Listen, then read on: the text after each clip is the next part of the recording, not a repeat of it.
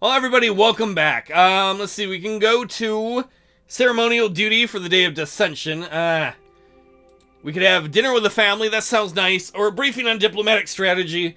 We probably should do the diplomatic strategy thing. The doors to the White Room, like everything else in the Rune Palace's main nerve center, were painted white. I took a deep breath before pushing them open. Time for yet another meeting. At least this time, it was with people who liked me, finally. Is it? Does Iosif actually like us? He always disagrees with us. What I'm trying to do is, I assume this is about Lesbia, try to get an alliance with them to help trade, and hopefully to help us militarily. At the very least, if we're a one-termer, we want to leave this country on the best term possible. The attendees rose up from their seats. Mr. President?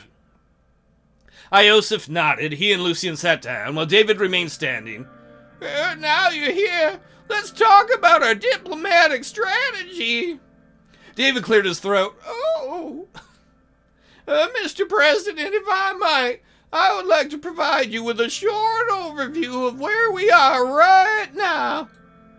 We're in the meeting room, but yeah, go ahead.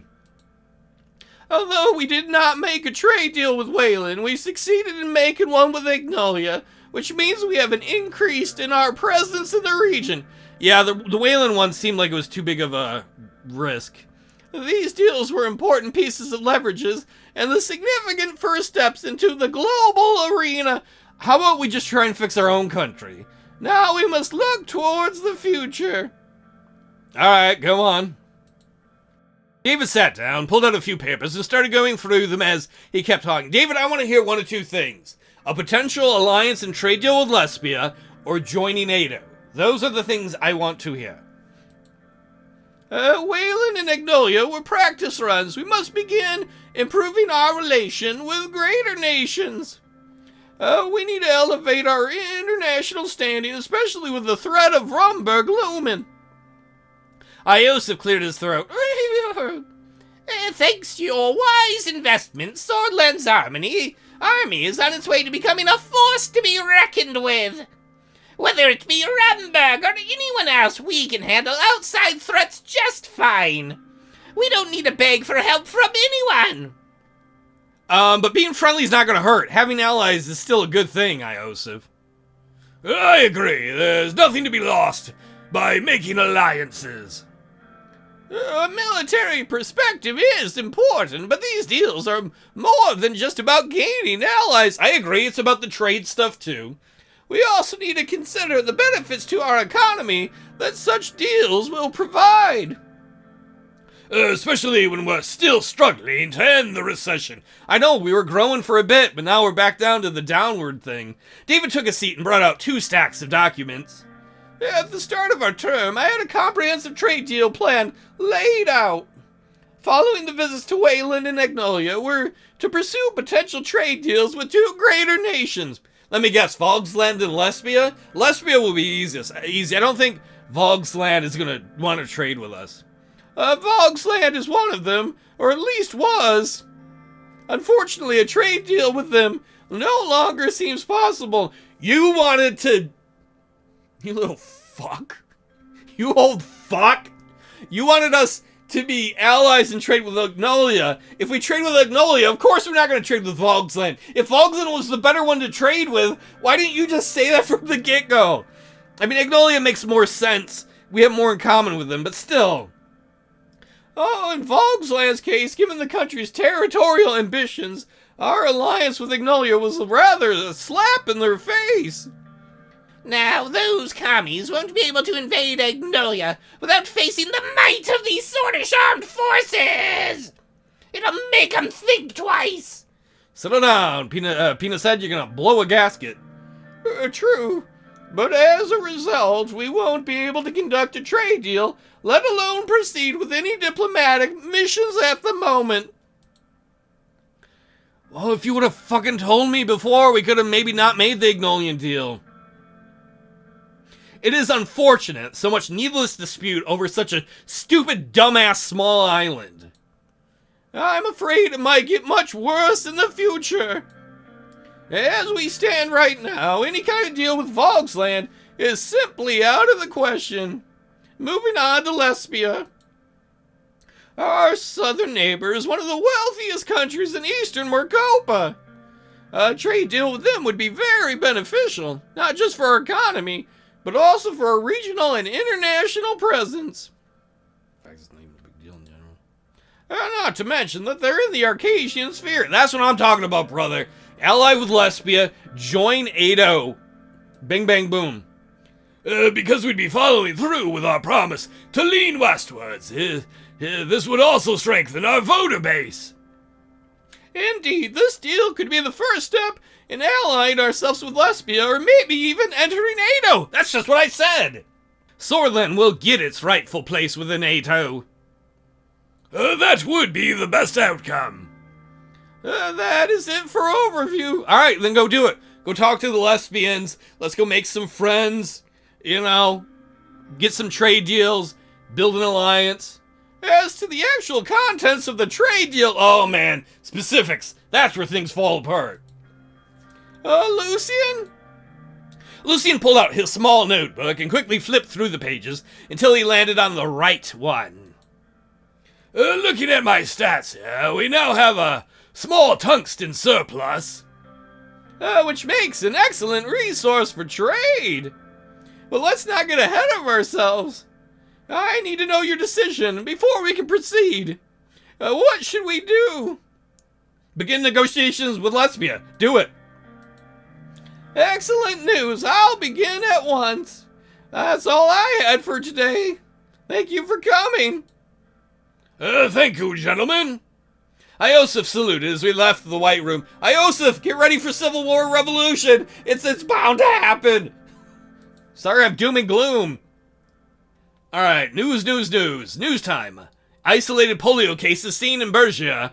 That's a little bit of old news, but we already know that. It's worrisome, though. It's very worrisome. Several villages in Bergia have been safely placed under quarantine after a few polio cases were diagnosed in the region. The outbreak is largely confined to Wayland, and there is little chance of further infections occurring in Sordland. Even if there was, the disease's most notorious symptom, paralysis, is only seen in a minute percentage of cases, and there is no need to alter the Sordish way of life, as Health Minister Pascal Benawal has suggested with his vaccination program in order to prevent its spread. If we got a vaccine for it, then go for it. Polio cases explode in Bergia. The Lockhaven Times is much more worried. Geopolitics? Rayne will visit Lesbia for a trade deal. Sweet, I get to get out of my country. I don't have to be a loser in my country anymore. So what do we got here? Recession hits workers. Oh wait, I think the economy is even or slightly growing again. As in the rest of the Sordland, workers in Gelsord are bearing the brunt of the recession. Yeah, manufacturing has been hit hard. That's a fact, bro. Currency loses value against the Arcasian lira. I don't care about that. We don't have a central bank to manipulate our currency. The currency is going to do what it's going to do. The best thing we can do to maintain the strength of our currency, because we can't set up a gold standard, is just not to deficit spend. Ignore the fact that we're -1 in debt. Let us go. Fuck, I'm going home to dinner. I'm not going to that. If I can still maybe do Day of Dissension, I don't know. Right now, we're going to go spend some time with the family. I arrived home from work, hung up my jacket, and put my briefcase in the hall. I paused, awaiting my usual greeting from my wife and daughter. Deanna was at one of her after-school art classes, I remembered. But where was Monica? From the living room, I heard a muffled sob. I entered to find Monica sitting on a sofa, a letter in her hands, and a look of despair on her face. Darling, what's wrong? Monica briefly rested her head on my shoulder, then handed me the letter. It's from the Department of Education. Frank's University's exam results are in. Are you sad because he failed? Who cares? Look at Peter. He's the vice president and he's a fucking moron. Frank can do anything. Why are you so worried then? See for yourself. I looked at the page. Below Frank's name and address, his score was written. 435 points out of a total of 1,000. Ha ha, Frank! You're a failure just like your old man! Remember when you were shoving it in my face that I was a failure? You are too! The apple doesn't fall far from the tree! At the bottom of the letter, the word failed was stamped in red. All those years of effort, all those private lessons, all down the drain. I want to say they're down the drain. I mean, you gave it your best shot. Maybe it's not for him. You know, maybe it'll be good for him to learn from his mistakes, or maybe university isn't his path. This isn't just about Frank, you know. Him failing will reflect badly on you, on us. There's some stone cold silence right there. At first when she says badly on you, I don't care. I want Frank to live his best life. But when you say on us, oh, Monica, I like you, but I'm about to get really fucking pissed. It doesn't matter. It's about Frank. It's not about what people think about us. People who are going to judge us based on that are fucking losers. Who gives a shit? I just don't understand. Frank's a smart boy. Why would he sabotage himself like this? I heard a key turning in the front door. Frank stomped in and was about to go straight upstairs when he noticed us both in the living room. Mom, Dad, what's going on? Have a seat, Frank. He took a seat across from us and I handed him the letter. He started reading it. Oh man, I hope this dummy can read. Oh, shit. I'm not gonna say Frank language. I could say you're a disappointment. I could say this. You know, I'm just gonna say, you know what, son? We're not angry at you. I need a moment, Dad. He went to the kitchen sink and washed his face. A moment later, he came back. I never thought this would happen. I'm so sorry. I could say you made your mother cry. I could be like, how could you let us down? I could be like, it's my fault. I should have. Fuck that. It's not the end of the world, Frank. It's not a big deal. Pretty close to it, though, isn't it? Frank looked close to tears. Monica put her hand on his shoulder. It's gonna be okay, but you really should have studied harder, Frank. I know. So what am I supposed to do now? You want to murder somebody for me? I could tell him he has to go to military school. Well, there's always military school, but you're the president's son. You still have options. I don't know, man. Yes! Monica surprised me with her enthusiasm. If Alfonso could get his dimwit son into Kings Hill University, I'm sure Holso State would have room for a bright boy like Frank. Monica, I really thought you were being a good mom. Right now, you might mean well, but you're not doing so good. I'm not going to take life lessons from Ewald Alfonso. Ewald Alfonso's as poor as us! Ha ha, he lost everything! Holsard State would be amazing! A bunch of my friends are going there. I could still come home and do laundry. But I failed the exam. This sucks, Dad. Are you sure about all this? Isn't it technically illegal? You could also study abroad. And we don't have no money. I'm not going to influence your life. You've got to live with what you've done, Frank. You're almost an adult. I understand the principles are important, but Anton, which is more important? Your principles or your son's future? If we mollycoddle this little dumb fuck... I'm sorry, Frank. It's okay, Dad.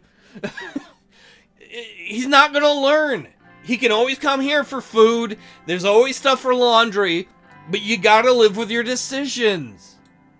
My principles. You know what, Monica? My principles.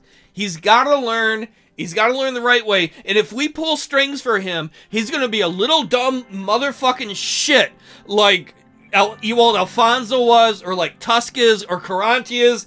Maybe he'd end up cool like Mikhail's kid, but we can't risk that. He's never stolen a single yacht. He's never shown he's the least bit cool. I knew it. If it's so important to you, I'll go to goddamn military school. I won't be around to disgrace you any further. Dude, I don't care where you go, man. Get a job. It don't matter to me. Frank, wait. Frank ran upstairs to his room. I'm going up after him. You know what? Leave him be. He needs time, Monica. Let him think. I suppose I need some time as well. Fine. Monica left the living room. I started reading newspapers before dinner. I should have gone to that freaky religious festival. That's what I should have done. Can I still go? Oh, there's more news? It better not be about my dumb kid. Anshraff anniversary. What, honey Anshraff, hero to some, enemy to others, he is for sure one of the most controversial figures to have ever lived in our country. As his anniversary is approaching, there is one question that is shared in everyone's mind. What will the administration do? Every year, people gather in Suzerain to hold a vigil in a solemn anniversary of his death. They light their candles in his memory and hold cultural festivals. What is different this year, however, are the claims that the British movement will be holding their largest rally yet in Suzerain during the anniversary. Perhaps it is time for the administration to let bygones be bygones and take a step back to display the unity of Sordland to the people who very much need it. Isn't that the governor of Bergia's problem now? The radical. Education privatization? Are our children doomed?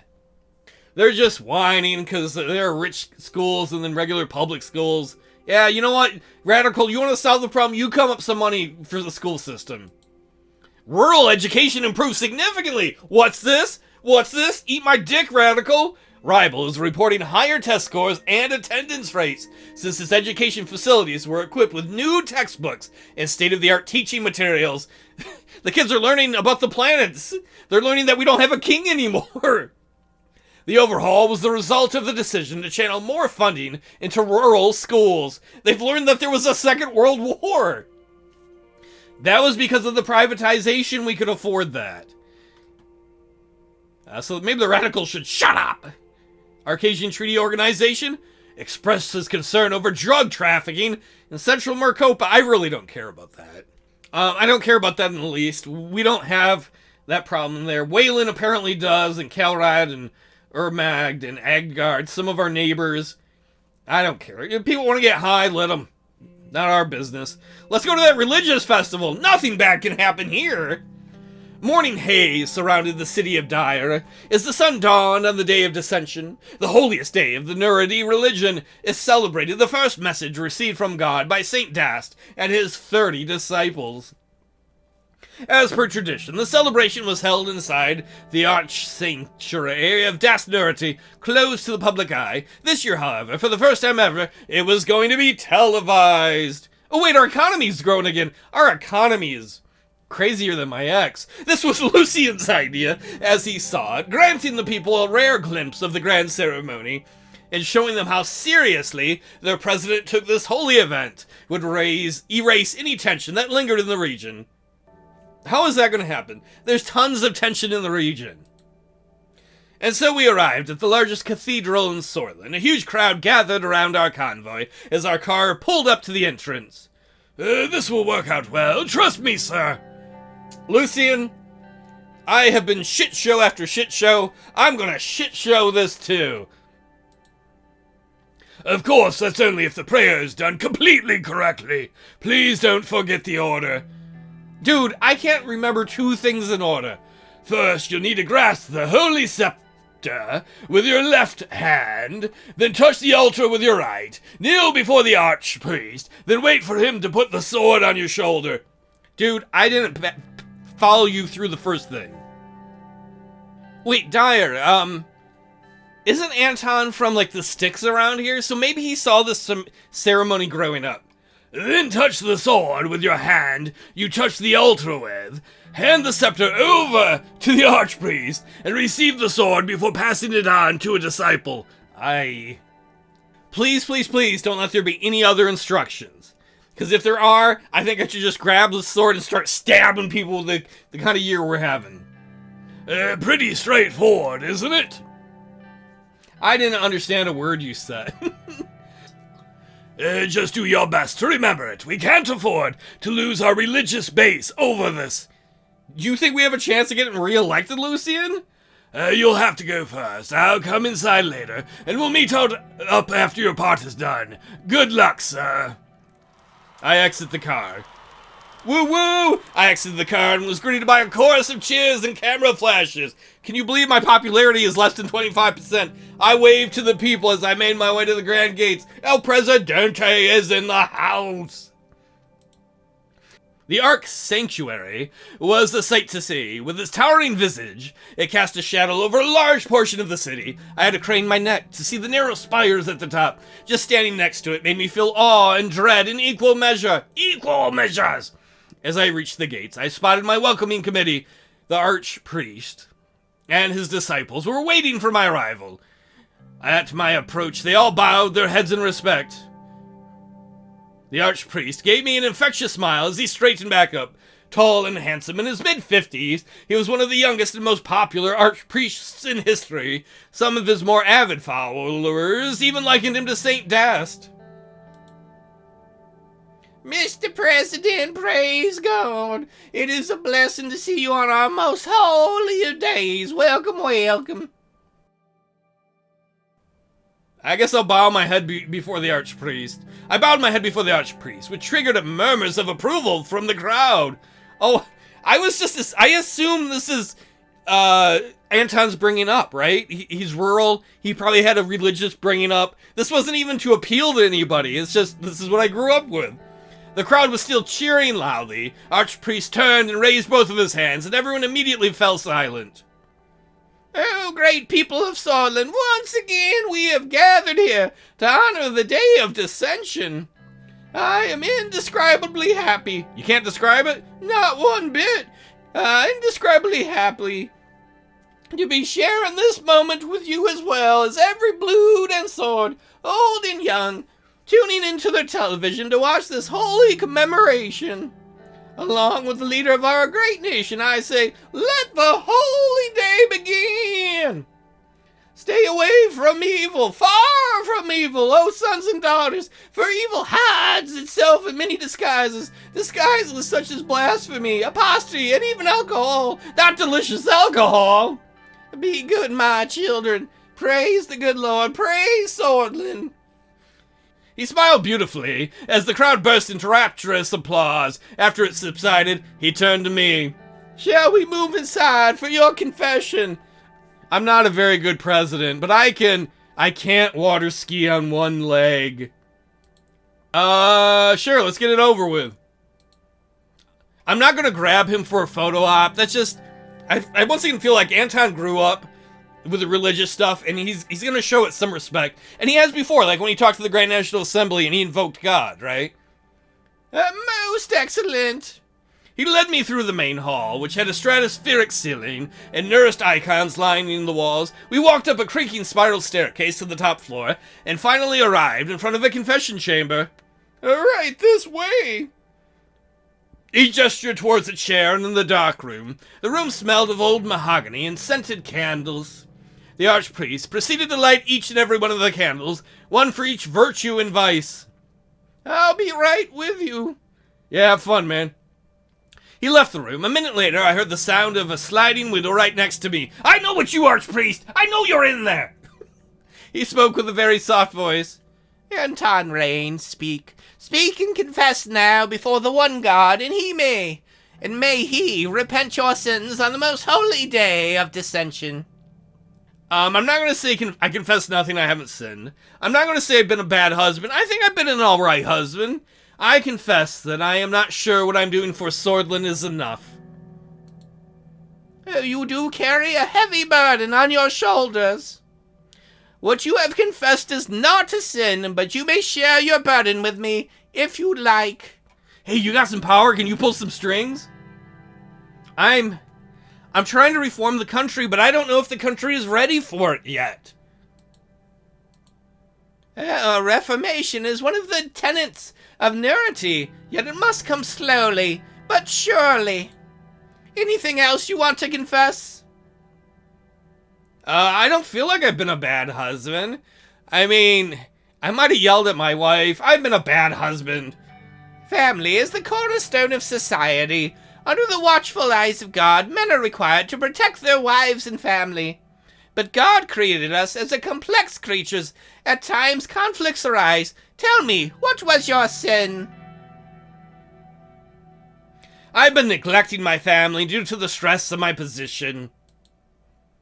Tragedy of neglect happens to all working men that feeds his family. Rejoice!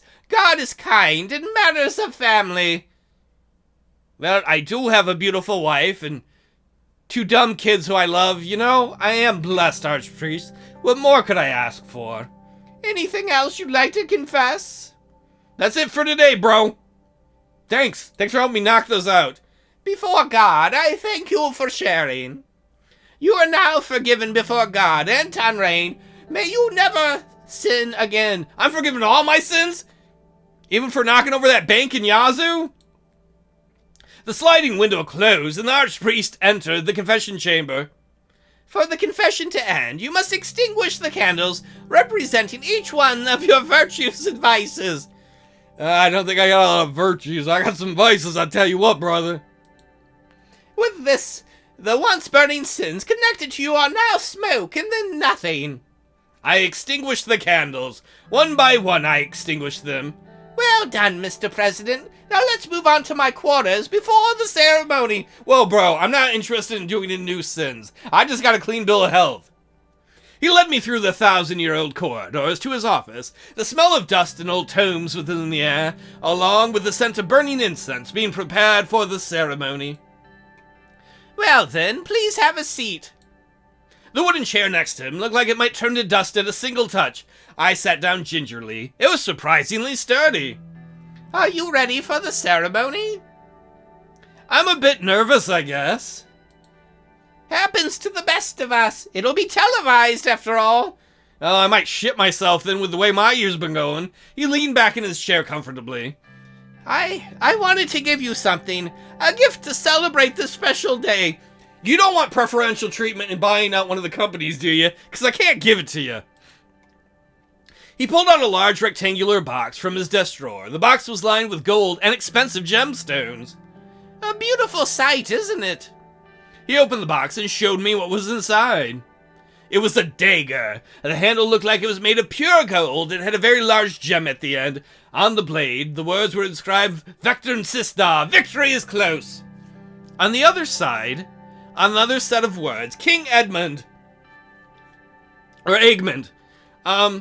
Would it be wrong if I took this and gave them to Lucian? Because Lucian used to work for that guy. He might appreciate it. This dagger belonged to King Egmont. It is a very important artifact in the Kingdom of Sordland era. It is now yours, Mr. President. I don't think I can accept this. I can't accept this. Yes, you can, sir. It is now yours. Think of the past and think of who we are. Traditions are what brought us to this point. Now then, it should be right about time. A couple of knocks were heard on the door, and a young boy came in. He bowed before the Archpriest, then me, before letting us know that the ceremony was about to begin. We made our way downstairs, where the ceremony was already in progress. The choir sang angelically, "Oh yeah, woo!" as the President, or the Archpriest, took his position behind the altar. When they finished their hymn, an expectant silence fell over the room. It was time for my part. I started my walk, bowed, and approached the altar. I'm gonna grab the holy scepter with my left hand, then touch the altar with my right. I'm going to kneel before the Archpriest. Scepter in hand, I knelt before the Archpriest. The Archpriest laid the sword on my shoulder. So far, so good. It's going good. I don't know if it even matters if I get it right. Touch the sword with... Wasn't it the hand that touched the altar? I touched the altar with my right hand. Touch the sword with my right hand. And hand the scepter to the Archpriest. The Archpriest handed me the sword. Now I gotta give it to somebody. I don't give it back to him. I give it to one of the disciples. I pass the sword to a disciple. I got up and proceeded to my designated spot next to Lucian. He leaned over and whispered in my ear, compared to last year, that went surprisingly well, sir. My eyes met the Archpriest, and he very, very slightly nodded. The ceremony went on for another hour and a half. Finally, the noon bells chimed, marking the end of the cathedral service. We left the cathedral to greet the waiting crowd. As I stepped outside, I heard everyone cheering and chanting my name. Lucian's gambit seemed to have been a success. We waved proudly for a minute or two. See, sir, I told you it would work. Anton's like, what? I was just doing the church thing. We entered our cars and drove back to our suites in Dyer. Anton did not come from money. He did come from a small, I guess, religious rural family, so he had that going for him. What are the two things we got here? One in Dirtia. Dirtian blessings for Sordish dissension ritual. Supreme Wiseman Horga Asmo has expressed his deep appreciation for President Anton Rayne's successful conduct of the Day of Dissension rituals. He congratulated the president on his performance and sent blessings on behalf of the nourished Republic of Dirtia. Asmel's congratulatory message highlighted the potential for religious diplomacy and fostering stronger relations between our countries. Do you want a trade deal? However, he expressed hope that this religious goodwill can translate into improved political and social conditions for all Nuris, but specifically Galkandis and Sordland. The problem, dude, is Galkandis and Sordland, some of them are violent. That ain't good. And what do we got in the news? The president attends the Day of Dissension, according to the Lockhaven Times. It's true, we were there. As part of the grand ceremony, the Day of Dissension has begun with festivities with His Holiness the Archbishop, who together performed the sacred ritual. The momentous occasion was celebrated by everyone, regardless of their rank and status. Sordland has once again felt unity amidst chaos to come together, forgot their differences, and celebrated the Word of God. Well, I don't know that we're getting re-elected. Oh my god! It's a miracle! They've made progress on the highway! It's a highway to heaven miracle! Thank you, Michael Landon! Somebody please get that reference. It's been at half forever! The Lord works in mysterious ways, especially when it comes to concrete and asphalt. My ass thanks the good Lord. Something good. Something good. Praise the divine being. Whew. There may be still a lot of political defeats, but at least that was a day of victory for Anton himself. I'll see you all, hopefully around next time.